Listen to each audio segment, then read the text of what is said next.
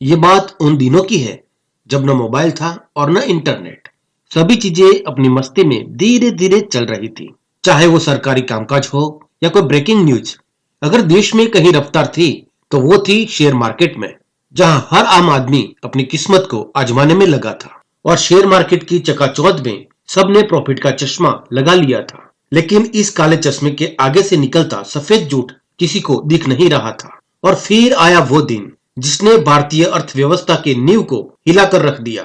लेकिन उस दिन की कहानी की शुरुआत होती है एक दिन पहले, यानी कि 22 अप्रैल 92 मुंबई में। टाइम्स ऑफ इंडिया की ऑफिस में एक व्यक्ति एडिटर से मिलने आता है, जिसका नाम शरद बेल्लारी था, जो स्टेट बैंक ऑफ इंडिया में जॉब करता था। शरद बेल्लारी वहां आर के लक्ष्मण से मिलता है, जो उसे एडिटर की ऑफिस तक छोड़ देते हैं। जब बेल्लारी एडिटर को बात बताता है, तब एडिटर उसकी बात को समझ नहीं पाता, क्योंकि उसका उस बिजनेस एडिटर को नॉलेज ही नहीं होता। इसीलिए बिजनेस एडिटर बेल्लारी को सुचिता के पास भेजता है। बेल्लारी सुचिता को बताता है कि एसबीआई में बहुत बड़ी गड़बड़ चल रही है, और वो आगे कहता है कि एसबीआई में एक फ्रॉड चल रहा है। बेल्लारी बताता है कि एसबीआई की बुक से 500 करोड़ गायब है, बिना बीआर के पेमेंट हो गया है। ये सुनकर सुचिता सोच में पड़ जाती है। उसके बाद सुचिता कहती है कि आपको पता है ना कि आप क्या बोल रहे हैं। सुचिता पूछती है कि आपको पता है कि ये फ्रॉड किसने किया। तब बेल्लारी बताता है कि ये फ्रॉड के पीछे हर्षद मेहता है। हर्षद मेहता का नाम सुनकर सुचिता की आंखें फट जाती हैं, क्योंकि ये कहानी सिर्फ एक फाइनेंस स्कैम नहीं थी। ये कहानी थी इंडिया के लोगों की, हमारे सपनों की कहानी थी। ऐसे सपने जैसे हर्षद मेहता ने जिए। 92 में हर्षद मेहता भारत का सबसे बड़ा एडवांस टेक्स्ट पेयर था। उसकी पर्सनल होल्डिंग 4000 करोड़ रुपए की थी। अगर आज के मुकाबले गिना जाए तो ये 20,000 करोड़ के करीब थी। एक लोअर मिडिल क्लास के व्यक्ति के पास इतने कम समय में इतना पैसा आया कैसे? वैसे हर्षद मेहता का पहला शौक था क्रिकेट। वो स्पिन अच्छी डाल लेता था। दोस्त मानते थे कि टीम इंडिया न सही, लेकिन रणजी में वो एक दिन जरूर खेलेगा। पढ़ाई में वो कमजोर था, तो लाइफ बस ऐसे ही चल रही थी। उसकी एक गर्लफ्रेंड भी थी, लेकिन हर्षद के फादर का कपड़ों का बिजनेस चौपट हो गया। इसीलिए घर की सारी जिम्मेदारी उस पर आ गई, और इसीलिए घर चलाने के लिए हर्षद छोटे मोटे काम करने लगा। लेकिन घर चलाने के लिए ये पैसे बहुत कम थे, और हर्षद के सपने इतने कम पैसों में बनने वाले नहीं थे। उसके बाद हर्षद ने शादी कर ली। अब हर्षद पर जिम्मेदारी और बढ़ गई थी, और उसके मन में बेचैनी भी। वो अपने भाई से कहता है कि ऐसा कब तक चलेगा। घर में भी उसे लोकल ट्रेन जैसी फीलिंग आती है। तब उसका भाई कहता है कि तुम और ज्योति अलग घर ढूंढ के शिफ्ट हो जाओ। लेकिन हर्षद कहता है कि अगर हम शिफ्ट हुए तो साथ में होंगे, वो भी बड़े घर में। तब उसका भाई कहता है कि बड़े घर के लिए हमारे पास पैसे कहाँ है। जॉब में हर्षद मेहता कहता है कि पैसों की ही तो प्रॉब्लम है। वो कहता है कि डायमंड मार्केट में अब पहले जैसी चमक नहीं रही। तब उसका भाई अश्विन हर्षद को सब्र रखने को बोलता है, लेकिन हर्षद कहता है कि सबका पॉकेट रॉकेट बन गया है, बस हम ही यहीं पर खड़े हैं, हमें भी शेयर बाजार का काम करना चाहिए। तब अश्विन समझाता है कि शेयर मार्केट में थोड़ा बहुत काम कर सकते हैं, लेकिन ज्यादा नहीं। उसके बाद हम देखते हैं कि घर छोटा है, इसीलिए ज्योति और हर्षद ठीक से सो नहीं पाते। तभी ज्योति सीरीज के सबसे पॉपुलर डायलॉग को बोलती है, रिस्क है तो इश्क है। उसके बाद हर्षद अपने भाई को मना लेता है और उसे कहता है कि कोई शेयर मार्केट वाले से मिला दे। तब अश्विन कहता है कि तेरे पास कितना टाइम है। तब हर्षद कहता है कि अपने पास सिर्फ टाइम ही टाइम तो है जिसे हम खर्च कर सकते हैं। और वो भी अश्विन को कहता है कि देख भाई, रिस्क है तो इश्क है। उसके बाद हर्षद एक ब्रोकर के पास चला जाता है, जहां ब्रोकर उसकी एबिलिटी का टेस्ट लेता है। उसमें हर्षद पास हो जाता है। उसके बाद हर्षद ब्रोकर को कहता है कि मुझे रख लीजिए, मैं आपके बेटे जैसा हूँ। तब ब्रोकर उसे कहता है कि ठीक है, कल भूषण तुम्हें रिंग में ले जाएगा। तब हर्षद पूछता है कि भूषण कौन? तब ब्रोकर बताता है कि वो हमारा पुराना खिलाड़ी है, देखते हैं तुम्हारे आने से कल किस्मत चमकती है या नहीं। उसके बाद हम देखते हैं कि हर्षद बीएससी के सामने खड़ा है। तभी वहां एक गाड़ी आती है, और उसमें से एक भारी शरीर वाला व्यक्ति निकलता है। लोग उसे देखकर उसके पैर छूते हैं। तभी वहां भूषण आ जाता है और उसे बताता है कि तू जिसे आंखें फाड़ फाड़ कर देख रहा है, उसका नाम है ब्लैक कोबरा। उसका असली नाम तो मनु मुंद्रा है, पर मार्केट में उसे सब लोग ब्लैक कोबरा के नाम से पुकारते हैं। भूषण बताता है कि मनु इस मार्केट का सबसे बड़ा मंदोडिया है। हर्षद उसे पूछता है कि मंदोडिया का मतलब क्या? तब भूषण उसे बताता है कि जब मार्केट में तेजी होती है, तब ये मार्केट को खींचकर मंदी में ले जाता है, और फिर मार्केट जितना मंदी में रहता है, उसमें उसको सबसे ज्यादा फायदा होता है। उसके बाद भूषण हर्षद को रिंग में ले जाता है। तभी उनकी मुलाकात प्रणव सेठ से होती है। जब भूषण उससे टिप मांगता है, तब प्रणव सेठ बताता है कि फ्री में तो वो अपने बाप को भी टिप नहीं देता। भूषण उसे बताता है कि ये प्रणव तेजड़िया है, उसने कम समय में बड़ी लंबी गेम खेली है। ये उन लोगों में से एक है जो मार्केट को हमेशा ऊपर रखता है। उसके बाद भूषण कहता है कि ये इंडिया का दलाल स्ट्रीट है, इसीलिए यहाँ ज्यादा होशियारी मत ठोकना। उसके बाद दोनों रिंग में आ जाते हैं। भूषण कहता है कि हम पेनी स्टॉक में काम नहीं करते, हम बड़ी डील करने वाले लोग हैं, इसीलिए ध्यान से खेलना। लेकिन पहले दिन ही हर्षद 2000 का नुकसान कर लेता है, लेकिन सामने 25,000 का धंधा करके देता है, इसीलिए सेठ उसे दूसरा मौका देते हैं। लेकिन अब हर्षद नहीं रुकता। तभी एक व्यक्ति उसके पास आकर प्रीमियर ऑटो के बहुत सारे शेयर खरीद लेता है। तब जाके हर्षद को पता चलता है कि ये इनसाइडर ट्रेडिंग की वजह से हुआ था। हर्षद अपने पार्टनर से कहता है कि हम भी इनसाइड ट्रेडिंग करेंगे। तब उसका पार्टनर उसे टोकता है। उसके बाद हर्षद भूषण को कहता है कि हम भी गेम में उतरेंगे। उसके बाद वो दोनों कंपनियों की अंदर की खबर ढूंढने लगते हैं। वो यूनियन लीडर डॉक्टर साटम का संपर्क करते हैं और वो साटम के साथ डील करता है। तुम मुझे अंदर की रिपोर्ट दो, मैं तुम्हें प्रॉफिट में से हिस्सा दूंगा। लेकिन अश्विन कहता है कि साटम तेरी बात नहीं मानेगा। तब हर्षद कहता है कि हर चीज का एक दाम होता है, जब उसके दिमाग की घंटी बजेगी तब वो जरूर कॉल करेगा। उसके बाद हम देखते हैं कि जिस कंपनी की रिपोर्ट उसे मिलती वो उस कंपनी के शेयर को टारगेट करता। कंपनी का फायदा हो या नुकसान, हर्षद हमेशा फायदे में रहता, लेकिन हर्षद को बहुत कम कमीशन मिलता था। उसके बाद वो भूषण को बताता है कि वो अपना ट्रेडिंग अकाउंट खोलने जा रहा है। उसके बाद वो ज्योति को भी बताता है कि उसने नौकरी छोड़ दी है। नौकरी छोड़ने की खुशी में वो ज्योति को सोने का नेकलेस देता है, लेकिन हर्षद के पिता उनके ये डिसीजन से खुश नहीं थे। उसके बाद हर्षद अपना पुराना घर छोड़ देता है। तब वो एक दोस्त से कहता है कि वो भी शेयर मार्केट में काम करे। अब हम देखते हैं कि पूरा परिवार खुश है। तब हर्षद अलवर फार्मा पर इनसाइड ट्रेड करने की सोचता है और वो कैसे भी करके प्रणव सेठ को मना लेता है। फिर मार्केट में अलवर फार्मा के बारे में अफवाह फैल जाती है कि अलवर फार्मा का शेयर बढ़ने वाला है और ये अफवाह सुनते ही सभी अलवर फार्मा के शेयर खरीद लेते हैं, जिसमें हर्षद की टीम को भारी मुनाफा होता है, जिससे प्रणव सेठ बहुत खुश हो जाता है। उसके बाद वो दोनों दो और पेनी स्टॉक्स पे बाजी लगाते हैं, लेकिन तभी मार्केट क्रैश हो जाता है, जिसमें हर्षद को 10 लाख का नुकसान होता है। लेकिन हर्षद हार नहीं मानता और इसी के साथ सीरीज का पहला एपिसोड यहीं पर खत्म होता है। दूसरे एपिसोड में हम देखते हैं कि अश्विन की वाइफ अब ब्यूटी पार्लर का काम कर रही है। वो कार के बजाय बस में सफर कर रही है। अश्विन भी श्रीलंका में जॉब ढूंढ लेता है, लेकिन उसकी वाइफ बोलती है कि हर्षद भाई पर भरोसा रखो, वो कुछ न कुछ जुगाड़ कर लेंगे। उसके बाद शांतिलाल हर्षद से पूछते हैं कि लोगों के कितने पैसे बाकी हैं। तब हर्षद कहता है कि 10 लाख का लॉस हुआ है, 3 दे दिए हैं, 7 बाकी हैं। ये सुनकर शांतिलाल सोच में पड़ जाते हैं। उसके बाद शांतिलाल अपने बेटों के साथ सुरेश भाई से मिलते हैं। वहीं पर हर्षद उनको फिर से अपना अकाउंट खोलने को बोलता है। तब सुरेश भाई बताते हैं कि तूने 3 साल में 3 लाख कमाए, लेकिन सिर्फ 10 मिनट में 10 लाख खो दिए। तो स्टॉक मार्केट अब पहले जितना आसान नहीं है कि बस घुस जाओ और पैसा बना लो, इसीलिए पूरा पैसा आने तक ट्रेडिंग अकाउंट सस्पेंड ही रहेगा। सुरेश भाई आगे कहते हैं कि लड़का होशियार है, लेकिन भागता बहुत है। अब उसको ये समझना है कि वो चलेगा तो ही चलेगा। उसके बाद हम देखते हैं कि शांतिलाल हर्षद से मिलने आते हैं और वो हर्षद से पूछते हैं कि वो क्यों जाग रहा है। तब हर्षद कहता है कि वो ट्रेडिंग अकाउंट के बारे में सोच रहा है। तब शांतिलाल उसे समझाते हैं कि तू दिन में सपने देखता है और रात में जागता है, तेरे जागने से ट्रेडिंग अकाउंट नहीं खुल जाएगा, इसीलिए तू सो जा। तब हर्षद कहता है कि आपको यही डर है ना कि हमको कहीं मुंबई छोड़ना ना पड़े। तब शांतिलाल कहते हैं कि ऐसी बात नहीं है। तब हर्षद कहता है कि पापा रात से झूठ नहीं बोलते, रात को सबके राज मालूम होते हैं। तब शांतिलाल उसे कहते हैं कि तू शेयर मार्केट वाला है, शायरों जैसी गहरी बातें कब से करने लगा। तब हर्षद मेहता कहता है कि जब तक मैं जिंदा हूँ मैं बॉम्बे स्टॉक एक्सचेंज का पीछा नहीं छोड़ूंगा और बीएससी मुंबई में ही है, तो शांतिलाल भाई शांति से सो जाओ। ये सुनकर शांतिलाल हर्षद का हाथ थपथपाते हैं और उदास हो जाते हैं। उसके बाद पूरी रात हर्षद जागता रहता है, लेकिन ट्रेन की आवाज से ज्योति और हर्षद जाग जाते हैं। वो जब रूम से बाहर आते हैं तो पाते हैं कि शांतिलाल की मृत्यु हो चुकी है। हमें हर्षद और अश्विन की बातों से पता चलता है कि शांतिलाल काफी समय से बीमार थे, लेकिन हर्षद के पास इलाज के पैसे ही नहीं थे। जब अश्विन कहता है कि तुम्हारी चिंता उनको सबसे ज्यादा थी, तब हर्षद कहता है कि चिंता चिता समान होती है, यही शांतिलाल कहते थे। उसके बाद हम दोनों भाइयों को शेयर मार्केट के आगे देखते हैं। अश्विन बताता है कि उसे श्रीलंका में जॉब मिल गई है। उस पर हर्षद कहता है कि पहले पापा और अब तू भी छोड़कर चला जा रहा है, ये वक्त साथ रहने का है। वो कहता है कि मुझे शेयर मार्केट की समझ तो है। तब अश्विन उसे समझाता है कि गल्ले पर खड़े होकर गावस्कर को बैटिंग टिप्स देने जैसा है, असल में हम खेलने जाए तो गिल्ली उखड़ जाती है। तब हर्षद कहता है कि अगर हाथ में पैसा होता तो वो भी असली गेम की तरह ही खेलता और जीतता। तब अश्विन कहता है कि पैसा ही तो नहीं है, जब ये दोनों बात कर रहे होते हैं तभी एक जॉबर आ जाता है और दोनों से कहता है कि आपकी टिप ने मुझे बहुत पैसा कमा के दिया।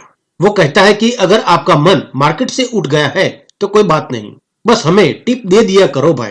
तभी हर्षद के दिमाग में एक आइडिया आता है सलाह सूचन कंपनी खोलने का। अश्विन भी उसकी बात सुनकर खुश हो जाता है। उसके बाद वो दोनों अपना पहला कस्टमर भी ढूंढ लेते हैं जो 1 लाख का इन्वेस्ट करने को राजी हो जाता है। दूसरी तरफ अश्विन भी अपने ससुराल से 4.5 लाख ले आता है। तब हर्षद अश्विन से कहता है कि क्या पता हमें इन फेल्योर के बाद ही सक्सेस मिल जाए। उसके बाद वो दोनों भाई सुरेश भाई के पास जाकर बाकी का पैसा लौटा देते हैं और अपना ट्रेडिंग अकाउंट फिर से शुरू करवा देते हैं। तब सुरेश भाई उनको सब ब्रोकर बनने की ऑफर देता है। उससे दोनों के चेहरे खिल जाते हैं। वो सुरेश भाई को अपनी सलाह सूचन कंपनी का कार्ड देते हैं। तब सुरेश भाई उनसे एड्रेस पूछता है। उसके बाद वो दोनों ग्रोमोर की ऑफिस ढूंढने निकलते हैं और वो दोनों वही जगह लेते हैं जहां पहले शांतिलाल की कपड़ों की दुकान थी। उस बात पर अश्विन की माँ उन दोनों को कहती है कि उस जगह ने हमको कुछ नहीं दिया, फिर से वही जगह लेने की क्या जरूरत थी। तब अश्विन अपनी माँ से कहता है कि देखो माँ, यहाँ सब पैसे छाप रहे हैं, हम भी छापेंगे। तभी वहाँ हर्षद आ जाता है जिसके पास कुछ चाय के डिब्बे थे। अश्विन उसकी मजाक उड़ाता है और कहता है कि क्या हम अब चाय का कारोबार करने वाले हैं। उस पर हर्षद कहता है कि इस बार हम चाय पर दाव लगाएंगे क्योंकि इस बार बेमौसम बारिश ने चाय के खेत को धो डाला है। उसके बाद वो दोनों अपनी ऑफिस में ऐसे लोगों की भर्ती करते हैं जिनके पास खुद के टाइपराइटर हो। उसके बाद वो अपने दोस्त को भी इन्वेस्ट करने के लिए मना लेता है। तब वो दोस्त बोलता है कि तू कर लेगा ना। उस पर हर्षद कहता है कि हर्षद के धंधे की धार पर भरोसा रख दोस्त। उसके बाद हर्षद प्रणव सेठ के पास जाता है और उससे कहता है कि मुझे भी कॉर्पोरेट क्लाइंट दिलवा दो। तब प्रणव सेठ उससे बोलता है कि तेरे मुंह से अंग्रेजी गोलियां फूटती है। उसके बाद हम देखते हैं कि हर्षद कॉर्पोरेट क्लाइंट से मिलता है और उनको चोखे घी जैसा प्रॉफिट देने का वादा करता है। हर्षद बताता है कि उसकी टीम पूरा रिसर्च करके ही पैसा लगाती है। तब प्रणव सेठ कहता है कि हर्षद पर डाउट मत करो, ये बीएससी का कपिल देव है। उसके बाद प्रणव सेठ लड़कियों को लेकर आता है, पर यह बात हर्षद को पसंद नहीं आती और वो वहां से निकल जाता है। दूसरे दिन सेठ उसे धमकाता है और समझाता भी है कि वो लोग 10 लाख लगाने को रेडी थे, लेकिन वो दोनों भाई कहते हैं कि वो फैमिली वाले हैं और लड़कियों का यूज करके धंधा करना नहीं चाहते। उसके बाद हर्षद उन लोगों की लिस्ट दिखाता है जिन लोगों ने उसको पैसे दिए थे। ये लिस्ट देखकर प्रणव सेठ हैरान हो जाता है और बोल पड़ता है अली बाबा और 40 चोर एंड हर्षद एंड ग्रोमोर। दूसरी तरफ हम देखते हैं कि सुचिता अपने बॉस के साथ बात करती नजर आती है। वो फाइनेंस रिपोर्टर बनना चाहती है। उसके बाद वो देबाशीष से मिलती है और उसके बाद देबाशीष उसे स्टॉक एक्सचेंज ले जाता है जहां वो उसे शेयर मार्केट के बारे में बताता है। दूसरी तरफ हर्षद मेहता को टीम की जरूरत पड़ती है, इसीलिए वो भूषण को अपनी टीम में शामिल कर लेता है। वो भूषण से कहता है कि शेयर मार्केट एक ऐसा कुआं है जिससे पूरे देश की प्यास बुझ सकती है और वो उस कुएं में डुबकी लगाना चाहता है। वो कहता है कि वो इतिहास बनाना चाहता है। वो कहता है कि मैं ऐसे 100 लोगों की टीम बनाना चाहता हूं जो अपने 100% दे सके और उसकी सेना का सेनापति भूषण भट्ट ही रहेगा। अगर वो साथ दे तो वो 1001% हिस्ट्री बना के रहेगा। उसके बाद हर्षद भूषण को अपना पार्टनर बना लेता है और फिर हर्षद शेयर मार्केट को अपनी दुनिया बनाने में लग जाता है। लेकिन तभी देश को खबर मिलती है कि प्राइम मिनिस्टर की हत्या कर दी गई है। इस मौके का मनुभाई फायदा उठाना चाहता है। वो मार्केट को स्क्वायर ऑफ करके तेजी का फायदा लेना चाहता था। दूसरी ओर प्रणव सेठ भी हर्षद को समझाता है कि वो मार्केट से अपने पैसे खींच ले, लेकिन अश्विन थोड़ा रुकने को बोलता है। हर्षद भी बताता है कि ये पायलट ऊपर उड़ने वाला है और हम भी, लेकिन मनुभाई की वजह से मार्केट टूटने लगता है। जब भूषण ये खबर हर्षद को सुनाता है तब हर्षद अपने सभी क्लाइंट को एनरोल के शेयर खरीदने को बोल देता है। दूसरी तरफ एनरोल के बड़े शेयरों ने मनुभाई को बहुत बड़ा नुकसान करवा दिया था। उसके बाद मनुभाई कसम खाते हैं कि एक दिन वो हर्षद मेहता को गिरा के रहेंगे। उसके बाद हम देखते हैं कि 86 में बजट पेश होता है जो मार्केट को और डाउन कर देता है, जिसका फायदा उठाकर मनुभाई मार्केट से बड़ा मुनाफा कमा लेता है। मनुभाई के लोग उसे बताते हैं कि हर्षद की जान स्पीक नाम के स्टॉक में फंसी है। स्पीक को जितना नीचे लाएंगे हर्षद मेहता उतना फंसेगा। तब मनुभाई गुस्से से बोलता है कि ये हर्षद मेहता आखिर है कौन, टाटा है या सरकार है। तब मनुभाई कहता है कि सिर्फ स्टॉक को टारगेट करने से वो सिर्फ गिरेगा लेकिन झुकेगा नहीं। उसको झुकाना हो तो उसकी रेपुटेशन पर हमला कर दो। वो माहेश्वरी को बताता है कि जिसका काम खराब न कर सको उसका नाम खराब करो। जितना भरोसा टूटेगा वो भी अपने आप टूट जाएगा। उसके बाद मनुभाई एक चाल चलता है। वो हर्षद के इन्वेस्टर में एक अफवाह फैला देता है कि हर्षद ने स्पीक स्टॉक में 1 करोड़ का नुकसान किया है। लेकिन दूसरी तरफ अहमदाबाद टाइम्स का जिग्नेश हर्षद से मिलता है और दोनों भाइयों को मनु भाई की चाल के बारे में बताता है। तब अश्विन सलाह देता है कि जो डरे हुए हैं ऐसे इन्वेस्टर ही तुम्हें गिरा सकते हैं, बस उनसे तुम निपट लो। उसके बाद हर्षद भी एक चाल चलता है। वो अपने सारे रुके हुए पेमेंट्स क्लियर कर देने की बात करता है जिससे उसका नाम खराब न हो। उसके बाद दोनों भाई माया भाई से मिलते हैं और सारे ड्यू चेक क्लियर करने को कहते हैं। तब माया भाई भरोसा देते हैं कि चाहे कोई भी हो हम इस मार्केट को बिगाड़ने नहीं देंगे। जाहिर है माया भाई का इशारा मनु भाई की ओर था। उसके बाद हर्षद के लोग मार्केट में ये खबर फैला देते हैं कि हर्षद ने सारे ड्यू पेमेंट एडवांस में पे कर दिए हैं। हर्षद कहता है कि हर जगह ये खबर फैला दो कि मेहता के राज में मार्केट मजे में। इस बात पर मनु भाई जोर से हंसता है और कहता है कि हर्षद जल्द ही नंगा होने वाला है। इस तरफ दोनों भाई और प्रणव सेठ मनु भाई पर हंसते हुए दिखाई देते हैं और इसी के साथ सीरीज का दूसरा एपिसोड भी यहाँ खत्म होता है। तीसरे एपिसोड में हम देखते हैं कि हर्षद ने अपना नाम तो बचा लिया था, लेकिन उसे समझ आ गया था कि खुद के पैसों से वो ज्यादा दिन तक धंधा नहीं कर सकता। इसीलिए दोनों भाई यूटीआई के चेयरमैन फेरवानी से मिलने जाते हैं। तब फेरवानी कहता है कि वो उन दोनों का ही इंतजार कर रहा था। वो बताता है कि ट्रस्ट सबसे बड़ी चीज होती है। एक क्लेरिकल मिस्टेक से मेरे कुछ शेयर आपके पास आ गए थे जो आपने बेच दिए थे। तब हर्षद कहता है कि आपकी कोई गलत फहमी हुई है।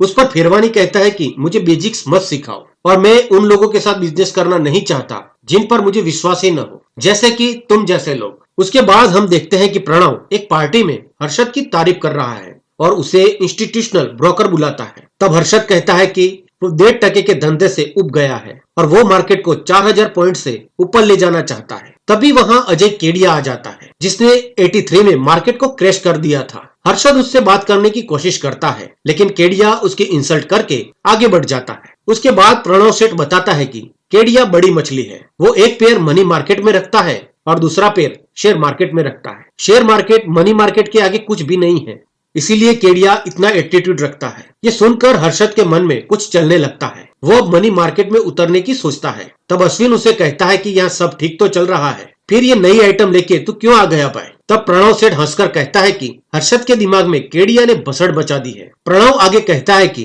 तू साफ साफ क्यों नहीं कहता कि जो उंगली वो तुम्हें दिखा के गया है वही उंगली उसके पिछवाड़े में घुसानी है। उस बात पर हर्षद को जोर से हंसी आ जाती है। उसके बाद अश्विन पूछता है कि तुझे मनी मार्केट के बारे में कुछ नॉलेज है। तब हर्षद कहता है कि यह हुआ सही सवाल। उसके बाद वो मनी मार्केट के बारे में भूषण और अश्विन को समझाता है। उसके बाद अश्विन भी अपने स्टाफ को डिटेल में समझा देता है और फिर वो एसजीएल के बदले बीआर से काम लेने का प्लान बनाते हैं। इतना होने के बाद वो सिटी बैंक के पास जाते हैं। तब सिटी बैंक का मैनेजर कहता है कि इस मार्केट में घुसने की कोशिश मत करो क्योंकि यहाँ पहले से ही कुछ लोग मौजूद हैं और नए लोगों के लिए यहाँ कोई जगह नहीं है। जब वो बैंक छोड़कर जाने लगते हैं तभी रास्ते में उन्हें केडिया मिल जाता है। वो ये दोनों भाइयों को देखकर हैरान हो जाता है। उसके बाद वो नीरज से मिलने जाता है लेकिन नीरज थोड़ी देर पहले ही मद्रास जाने के लिए निकल चुका था। तब हर्षद एक चाल चलता है। वो नीरज के बाजू वाली सीट को बुक करवा देता है। उसके बाद बातों बातों में नीरज बताता है कि केडिया ने मनी मार्केट को कैप्चर कर लिया है।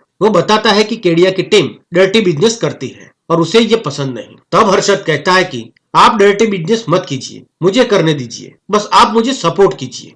टाइम मेरा, मेहनत मेरी और आपको कुछ गंवाना नहीं, ये मेरी आपको ऑफर है। हर्षद की बात सुनकर नीरज पूछता है कि क्या तुम्हें पता था कि मैं इस प्लेन में सफर कर रहा हूँ। तब हर्षद हंसकर जवाब देता है कि इसका जवाब है यस एंड नो।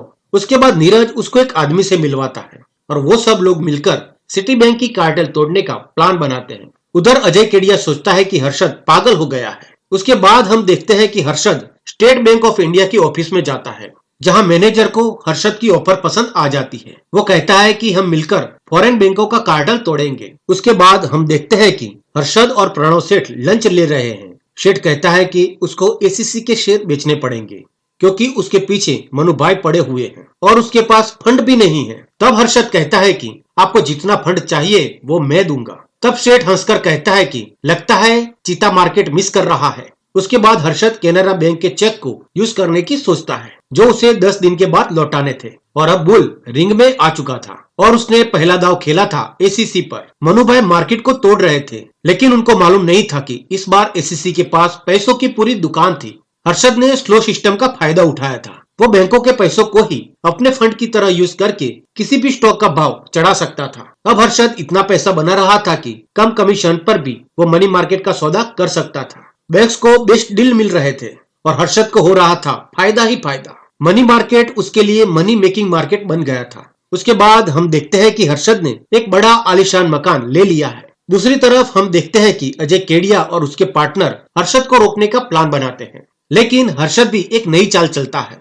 वो बैंक ऑफ कारज के पास जाता है और उससे बीआर मांगता है। ये वही बैंक है जिसके पास अपने स्टाफ को देने के लिए पैसे तक नहीं है, इसीलिए वो मैनेजर को 4 करोड़ के कमीशन की बात करके मना लेता है। दोस्तों, ये दौर था जब कंप्यूटर नहीं थे, इसीलिए कोई भी ट्रांजैक्शन को चेक करने के लिए महीनों लग जाते थे। आगे हम देखते हैं कि रिजर्व बैंक को भी बैंकों के कामकाज में कुछ गड़बड़ी दिख रही थी। उसके बाद सुचिता को भी बैंकों में हो रही ऑडिटिंग की न्यूज मिलती है। उसके बाद सुचिता इस खबर को फ्रंट पेज पर छपवाना चाहती है, लेकिन उसका एडिटर उसे मना कर देता है, क्योंकि उसके हिसाब से ये कोई बड़ी न्यूज नहीं थी। उसके बाद हम देखते हैं कि सुचिता सुरेश नाम के सोर्स से मिलती है, जहां वो सुरेश के बेटे से मिलती है, लेकिन वो उससे बात करने से मना कर देता है। उसके बाद हम देखते हैं कि दोनों भाई रिको बैंक के चेयरमैन से मिलते हैं और उसे कमीशन की बात करके मना लेते हैं। उसके बाद दोनों भाई और भूषण ओएनजीसी की ऑफिस में जाते हैं और उनको बोलते हैं कि आप अपना पैसा बैंक में डालो, हम आपको प्रॉफिट करके देंगे। ऐसा करके आप शेयर मार्केट के चक्कर से भी बच जाओगे। इस बात पर ओएनजीसी वाले भी मान जाते हैं। हर्षद के पास अब बड़े बड़े सेक्टर के पैसे थे।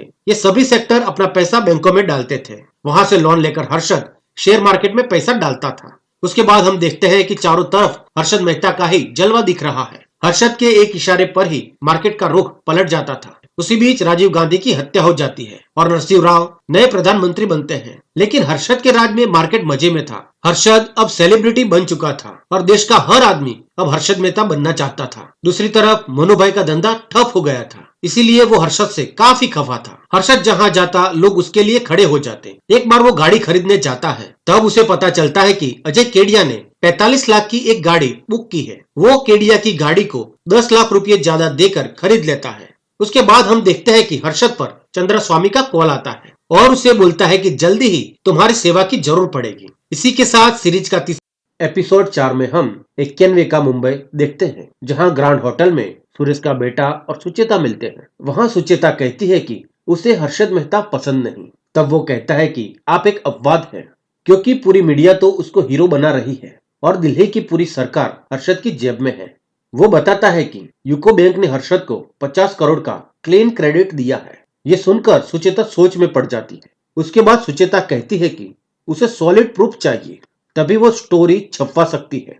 दूसरी तरफ हर्षद पोलो कंपनी के बॉस को मिलता है और उसको पोलो की रियल वैल्यू समझाता है। वो बताता है कि मैं तुम्हारे शेयर को 28 रुपये से 400 तक ले जा सकता हूँ। यहाँ पर भी हर्षद अपनी डील बना लेता है। इस बात पर अश्विन उसको फंड के बारे में वार्निंग देता है, लेकिन तब हर्षद कहता है कि वो ग्रोमोर का आईपीओ लाने की सोच रहा है। हर्षद अश्विन को कहता है कि वो ग्रोमोर को मेरिन लिंच से भी बड़ी कंपनी बनाना चाहता है। उधर केडिया भी एक बड़ी चाल चलता है। इधर सुचिता ऑफिसर को हर्षद की इंक्वायरी करने कहती है। दूसरी तरफ पोलो का शेयर नीचे गिर रहा है। तब दोनों भाइयों को ग्रीन लेज पर शक होता है, लेकिन वो अश्विन को रुकने को कहता है और वो कहता है कि अभी खेलने का नहीं, पेलने का टाइम है और हम राइट समय पर उनके बॉल बेरिंग टाइट कर देंगे। उस बात से अश्विन एग्री हो जाता है। दूसरी तरफ हम देखते हैं कि सीतारामन 500 करोड़ का चेक लेकर आता है और उसके बदले हर्षद को शेयर देने का वादा करता है। जब अश्विन को ये बात पता चलती है, तब वो हर्षद पर नाराज होता है, लेकिन हर्षद भी अपने भाई पर नाराज हो जाता है और वो वहाँ से उठकर चला जाता है। इधर भूषण की वाइफ भूषण को टोंट मारती है कि साइन तो किया नहीं और खुद को हर्षद का पार्टनर समझते हो। ये बात भूषण को चोट दे जाती है। उसके बाद भूषण बताता है कि मार्केट में हर्षद का नाम खराब हो रहा है। ये सुनकर हर्षद के दिमाग में एक प्लान आता है। वो पेपर में एड छपवाता है कि Harshad Mehta is a liar. Bhushan भी पोस्टर देखकर सोचता है कि हर्षद में इतना डेयरिंग आता कहां से है। उसके बाद भूषण हर्षद को कहता है कि वो लोगों के भरोसे से खेल रहा है, लेकिन हर्षद मेहता पूरे मार्केट में छा गया था। ये बात मोनोपोली वाले लोगों को पसंद नहीं आई। उनको कोई भी आउटसाइडर नहीं चाहिए था। उधर हर्षद अपनी माँ से कहता है कि अब उनकी ऑफिस में कभी ताला नहीं लगेगा, लेकिन तभी सुचेता जान जाती है कि मजदा एक शेल कंपनी है और वो ये रिपोर्ट पेपर में छाप देती है। उसके बाद हर्षद उसे मिलता है और 1 करोड़ की जॉब की ऑफर करता है, लेकिन सुचेता कहती है कि तुम लोगों को चुतिया बनाते हो। ऐसा कहकर वो वहां से चली जाती है। उसके बाद हर्षद को जिग्नेश टिप देता है कि उसके घर रेड होने वाली है। ये जानकर हर्षद एक और चाल चलता है। वो अपनी ऑफिस का सारा डेटा बैकअप कर लेता है। दूसरे दिन रामास्वामी की टीम रेड डालती है, लेकिन उनको घर से कुछ नहीं मिलता, नहीं कुछ ऑफिस से मिलता है। ये रेड वाली चाल केडिया की थी। मगर कुछ न मिलने पर वो परेशान हो जाता है। तब वो सोचते हैं कि किसी ने उनको टिप दी है। Let's see next time. और ये डायलॉग के साथ सीरीज का चौथा एपिसोड भी यहाँ खत्म होता है। पांचवें एपिसोड में हम देखते हैं कि हर्षद गहरी सोच में खड़ा है। तभी एक लड़की आकर कहती है कि दूरदर्शन वाले आ गए हैं और आपका इंतजार कर रहे हैं। दूरदर्शन वालों को वो कहता है कि अब इंडिया का टाइम आने वाला है। तब दूरदर्शन वाले उससे सवाल पूछते हैं कि क्या बजट के बाद भी उछाल आएगा। तब हर्षद फेमस डायलॉग बोलता है कि देखो, मैं सिगरेट नहीं पीता, लेकिन लाइटर हमेशा जेब में रखता हूँ। दूसरी तरफ आरबीआई गवर्नर कहता है कि कुछ शेयर को खरीदने में सावधानी रखें। तब सेबी का बॉस उससे कहता है कि लोग आपकी नहीं, हर्षद मेहता की ही सुनेंगे। सेबी डायरेक्टर से कहता है कि आप इन्वेस्टिगेशन कीजिए सर। उसके बाद हम देखते हैं कि फेरवानी दूर से ही उनकी बातों को सुन रहा है। वो आरबीआई गवर्नर को इन्वेस्टिगेशन रोकने को कहता है क्योंकि उससे मार्केट सेंटीमेंट बिगड़ सकता है। लेकिन आरबीआई गवर्नर कहता है कि ये देश की भलाई के लिए ही है। दूसरी तरफ एक पार्टी में सब हर्षद की बातें कर रहे हैं। सबको लगता है कि आरबीआई की इन्वेस्टिगेशन के बाद मार्केट और हर्षद दोनों टूटेंगे। उसके बाद हम देखते हैं कि आरबीआई को एक लीड मिलती है। रामास्वामी बताता है कि हर्षद के एसबीआई अकाउंट में काफी लेन देन होती है। उसके बाद आरबीआई हर्षद के अकाउंट को देखकर चौंक जाती है। उधर सीतारामन भी हर्षद को बताता है कि आरबीआई तुम्हारे अकाउंट को वॉच कर रही है। ये सुनकर हर्षद टेंशन में आ जाता है। वो सीतारामन को बताता है कि तुम्हें 170 करोड़ मिल जाएंगे, बस 500 करोड़ की एंट्री को बाहर रखो। उसके बाद हर्षद ने जैसा बोला था वैसा ही सीतारामन कर देता है। दूसरी तरफ प्रणव सेठ एक सुझाव देता है, आरबीआई से मिलकर बात को निपटाओ। लेकिन हम देखते हैं कि आरबीआई गवर्नर हर्षद की बात सुनता तक नहीं। उधर एसबीआई के बॉस को पता चलता है कि बैंक से 500 करोड़ मिसिंग है। उसके बाद बैंक सीतारामन के पीछे लग जाती है और उसे उसके गांव से पकड़कर लाते हैं। ऑफिसर्स उसे 500 करोड़ के बारे में पूछते हैं। तब सीतारामन कहता है कि बीआर है, लेकिन वो बीआर हर्षद मेहता के पास है। उसके बाद खेमानी और हर्षद मेहता मिलते हैं। हर्षद कहता है कि मैंने आपको 17,000 करोड़ का बिजनेस करके दिया है और 200 करोड़ का मुनाफा, और हम 5 साल से बिजनेस कर रहे हैं। मैं आपके पैसे लेकर भागूंगा नहीं। उसके बाद हर्षद 7 दिन का टाइम मांगता है। फिर हम देखते हैं कि अश्विन और हर्षद बात कर रहे हैं। तब हर्षद कहता है कि जब नसीब के सामने पत्थर पड़े हो तब साला बंदर भी बजा के चला जाता है। उसके बाद हम देखते हैं कि हर्षद रात भर जागता रहता है। दूसरी तरफ केडिया बहुत खुश है और वो हर्षद पर और शिकंजा कसना चाहता है। लेकिन हर्षद चंद्रा स्वामी को कॉल करता है और उससे मदद मांगता है। स्वामी कहता है कि तुम्हें फेरवानी जरूर पैसा देगा। इस बात से हर्षद खुश हो जाता है। उसके बाद हर्षद को पैसे मिल जाते हैं और वो पैसे एसबीआई को चुका देता है और वो कहता है कि अब सिर्फ 6 करोड़ ही बाकी है। आप फिजूल चिंता कर रहे थे। उसकी बात से कमानी भी खुश हो जाता है। लेकिन उधर केडिया ग्रुप वाले परेशानी में है। वो बीआर वाली बात को न्यूज बनाना चाहते थे और वो बेल्लारी को कॉल करते हैं। और इसी के साथ सीरीज का 5वां एपिसोड खत्म होता है। छठे एपिसोड में हम देखते हैं कि हर्षद के घर पार्टी चल रही है। वहाँ वो प्रणव को कोला कंपनी के बारे में टिप देता है। प्रणव भी बताता है कि मार्केट जल्द दौड़ने वाला है क्योंकि सेबी और ब्रोकर के बीच समझौता होने वाला है। ये सुनकर हर्षद सबके सुपड़े साफ करने की सोचता है। दूसरी तरफ मनुभाई गैंग मार्केट को रोकने का प्लान बनाती है। इधर हम फिर से बेल्लारी को देखते हैं जहाँ वो सुचिता को मिलता है। जब सुचिता उसके लिए चाय लेने जाती है तब बेल्लारी वहाँ से भाग जाता है। इसीलिए सुचिता एक काम करती है, वो देबाशिष को वहाँ भेजती है, पर देबाशिष को बेल्लारी नहीं मिलता। उधर करमचंद बताता है कि ये फेक बियर का मामला है। तब सुचिता कहती है कि ये एक स्कैम है। उसके बाद सुचिता हर्षद को कॉल करती है और उसे 500 करोड़ के बारे में पूछती है। ये बातें अश्विन सुन लेता है और वो हर्षद को कहता है कि वो अपना दम दिखाए। उसके बाद हर्षद एक रिपोर्टर को कॉल करता है जिसका नाम राजदीप है। उधर देबाशिष कैंटीन में है और लोगों से 500 करोड़ के बारे में पूछता है। तभी वहां सीतारामन आ जाता है, जिसे देखकर देबाशिष वहां से चला जाता है। उसके बाद देबाशिष सुचिता को बताता है कि हर्षद मेहता क्लीन है, बस छोटी अमाउंट बाकी है। तभी सुचिता डिसाइड करती है कि वो आर्टिकल लिख के रहेगी, लेकिन राजदीप ऐसा करने से उसे रोक देता है। इसीलिए सुचिता अखबार के बॉस को कॉल करती है। बॉस कहता है कि तुम डायरेक्ट एसबीआई से बात कर लो, अगर प्रूफ मिलते हैं तो स्टोरी छाप दो। उसके बाद सुचिता पारसी चेयरमैन को कॉल करती है, लेकिन चेयरमैन बताता है कि ऐसी कोई बात नहीं है। ये सुनकर सुचिता उसके करमचंद को कॉल करती है। तब वो एक आदमी के बारे में बताता है जो एसबीआई में ही जॉब कर रहा है। वो आदमी बताता है कि खबर सच है। उसके बाद सुचिता अपनी जॉब को खतरे में डालकर ये स्टोरी छापती है और उसके बाद हर्षद के घर कॉल आने शुरू हो जाते हैं और इसी दृश्य के साथ छठवां एपिसोड यहाँ खत्म होता है। सातवें एपिसोड में हम देखते हैं कि हर्षद की पत्नी थोड़ी डरी हुई है। तब हर्षद उसको कहता है कि फिक्र मत करो, कुछ नहीं होगा। उसके बाद एक इंटरव्यू में हर्षद खुद को बिग बुल बुलाता है। ये सुनकर अश्विन नाराज हो जाता है। इधर आगे स्टोरी प्रिंट करने को लेकर सुचेता और राजदीप में बहस हो जाती है। उधर आरबीआई भी परेशान है और वो सभी बैंकों की जांच करना चाहती है। इधर देबाशीष सुचेता को समझाने की कोशिश करता है, लेकिन इस पॉइंट पर दोनों के बीच बहस हो जाती है। उधर मार्केट भी खुल गया है, लेकिन महेश्वरी अब ट्रेडिंग करना नहीं चाहता। वो सिर्फ वैल्यू इन्वेस्टमेंट करना चाहता है। लेकिन राकेश कहता है कि यही तो राइट टाइम है ट्रेडिंग करने का।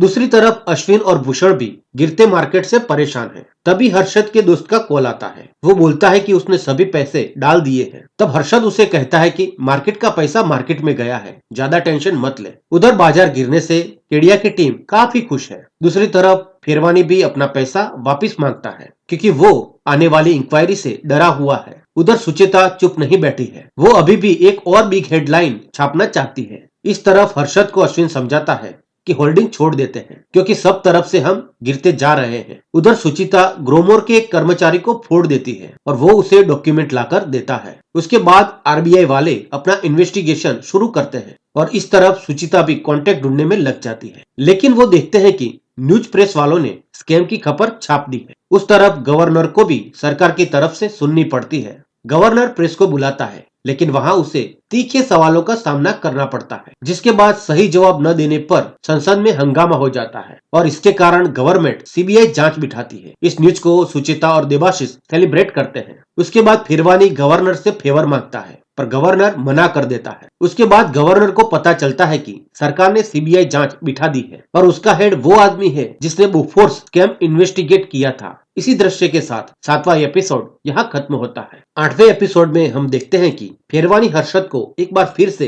हेल्प करता है, क्योंकि उसको हर्षद के जरिए संसद में जाना था। दूसरी तरफ आरबीआई गवर्नर सुचेता से मिलता है और कुछ फाइल्स देता है और फिरवानी पर प्रेशर डालने को बोलता है। ये बात जल्द ही न्यूज बन जाती है। ये देखकर फिरवानी डर जाता है और तभी फिरवानी के यहाँ सीबीआई रेड डालती है। दूसरी तरफ त्यागी 35% की ऑफर करता है। उधर 2 घंटे की पूछताछ के बाद भी माधवन कुछ जान नहीं पाता। इधर प्रणव भी समझाता है कि तू जल्दी से रास्ता कर ले। उसके बाद माधवन एक एक करके सबकी हवा टाइट करने में लग जाता है। इधर स्वामी भी हर्षद को धीरज रखने के लिए बोलते हैं। उधर फिरवानी डर के मारे सुसाइड कर लेता है। इस बात से सुचेता को बहुत बुरा लगता है। इधर माधवन हर्षद के घर रेड डालता है और दोनों भाइयों को उठाकर ले जाता है। उसके बाद सुचेता ज्योति से मिलती है। तब ज्योति उससे कहती है कि आपके लिए आदमी नहीं, लेकिन स्टोरी इंपॉर्टेंट है। उधर हर्षद के अरेस्ट होने की खबर फैल जाती है और रिंग में उसके जॉबर पर अटैक होने लगते हैं। उधर हर्षद को जेल में बंद किया जाता है, जहां माधवन उसे डरा के चला जाता है। उसके बाद हर्षद स्वामी को कॉल करता है और कहता है कि अगर मैं डूबूंगा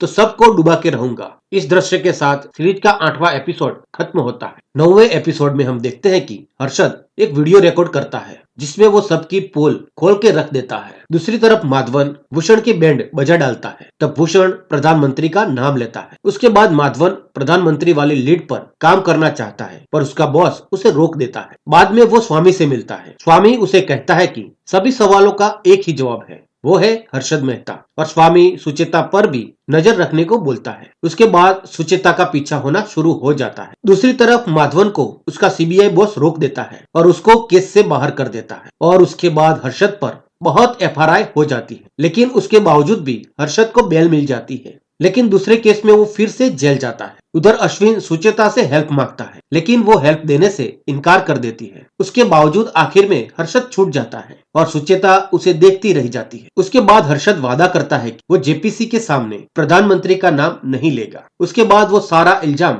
सिटी बैंक पर लगा देता है। उधर जूरी को भी सिटी बैंक के ट्रांजैक्शन में कई फॉल्ट मिलते हैं। उसके बाद सुचेता को दिल्ली से बुलावा आता है और वहाँ उसको बहुत सारी इंपॉर्टेंट फाइल मिलती है जो मनी मार्केट चलाने वालों के बारे में थी। उसके बाद वो अखबार में रिपोर्ट निकालती है, जिसको फॉलो करके सीबीआई केडिया और सिटी बैंक पर रेड डालती है। इससे बचने के लिए सिटी बैंक त्यागी को न्यूयॉर्क में प्रमोशन दे देती है, लेकिन केडिया इस बात से नाराज हो जाता है। इधर स्वामी के इशारे पर सीबीआई फिर से हर्षद के घर रेड डालती है, लेकिन उसके घर से कुछ नहीं निकलता। बार बार की रेड से हर्षद तंग आ गया है, इसीलिए वो राम जेठमलानी से मिलता है, जो बहुत बड़ा वकील था। वो सभी डिपार्टमेंट को एक नोटिस भेजता है, जिसके कारण सरकार में खलबली मच जाती। उसके बाद एक व्यक्ति हर्षद को चुप रहने को बोलता है, लेकिन हर्षद सभी केस डाउन करने की इच्छा रखता है, जिसकी वजह से डील पक्की नहीं होती, जिससे हर्षद को गुस्सा आ जाता है और प्रेस में उसका वकील दावा करता है कि पूरे 1 करोड़ रुपए उसने पीएम को, उसने पीवी नरसिंह राव को दिए थे। और वकील ये भी कहता है कि ये हर्षद मेहता स्कैम नहीं है, लेकिन ये पीवी नरसिंह राव स्कैम है। इस दृश्य के साथ 9वां एपिसोड खत्म होता है। 10वें एपिसोड में हम देखते हैं कि हर्षद पीएम पर आरोप लगाता है, लेकिन कोई प्रूफ नहीं दे सकता। दूसरी तरफ हर्षद स्टॉक मार्केट से भी बैन है। उधर मार्केट गिरता जा रहा था और कई लोग सुसाइड कर रहे थे। उसके बाद सुचिता हर्षद का इंटरव्यू लेती है, जिसमें हर्षद कहता है कि सिर्फ लोग ही नहीं, वो भी भुगत रहा है। वो कहता है कि मेरा सबसे बड़ा क्राइम वही है कि मैं हर्षद मेहता हूँ। उधर अश्विन अब वकीलात की पढ़ाई कर रहा है। उसके बाद देबाशिश और सुचिता शादी कर लेते हैं। दूसरी तरफ हर्षद की सब एसेट्स नीलाम हो रही है, लेकिन 1996 में देश में सरकार बदल जाती और हर्षद को काफी राहत मिल जाती। उसके बाद हर्षद का दिमाग फिर से एक्टिव होने लगता है। वो अखबार में टिप देने लगता है, वो भी सुचिता के ही डिपार्टमेंट में, लेकिन सुचिता ये होने नहीं देती। हर्षद फिर से बड़ी गेम खेलता है, लेकिन इस बार संभाल के। वो स्टारलिंक के शेयर ऊपर ले जाता है। भूषण इस बात से नाराज है, लेकिन हर्षद कहता है कि जितना जिगरा है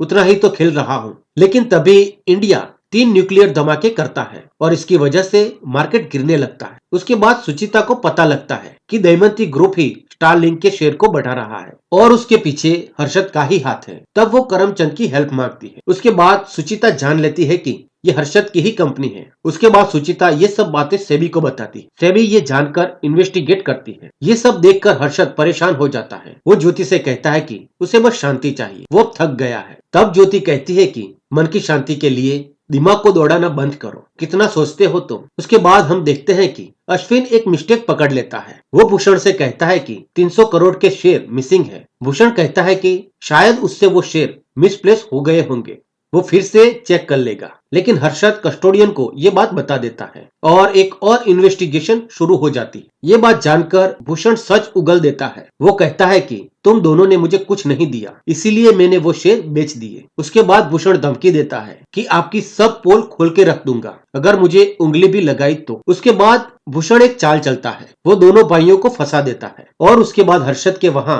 फिर से रेड होती है, जिसमें हर्षद को पकड़ के ले जाते हैं। उसके बाद अश्विन उसको मिलने जाता है और भरोसा देता है कि उसको जल्द बेल मिल जाएगी। उसके बाद हम दिसंबर 31, 2001 के दिन को देखते हैं, जहां जेल में हर्षद को चेस्ट पेन होता है। उसके बाद पुलिस हर्षद को हॉस्पिटल ले जाती है, लेकिन वहीं बेंच पर उसको बैठा देते हैं। जब तक परिवार वहां पहुंचता है तब तक हर्षद को मौत उठाकर ले जाती है। और इसी के साथ 10वां एपिसोड यहीं खत्म होता है और इसी के साथ ये सीरीज भी यहाँ खत्म होती है।